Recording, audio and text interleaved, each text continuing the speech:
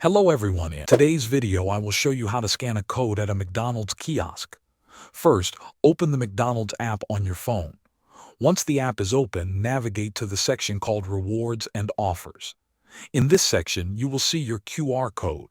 In some regions, the app may have a separate button specifically for the QR code, but in most cases, it is located within the Rewards and Offers section. Take a moment to locate the code and make sure it is clearly visible on your screen. After you have your QR code ready, go to a McDonald's kiosk. When you approach the kiosk, you will see a scanner on the screen or near the bottom of the machine. Hold your phone in front of the scanner so that the QR code is clearly in view. The scanner will detect the code automatically. Wait until the kiosk confirms that the code has been scanned successfully. You may see a message on the screen such as code accepted or offer applied. This indicates that the code has been recognized and your points have been recorded. Once the code is scanned, you will earn points in your McDonald's account.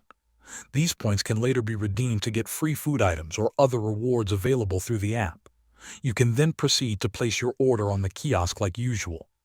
The points you have earned will be applied to your account and can be used for future purchases. That is how you scan a code at a McDonald's kiosk. Thanks for watching.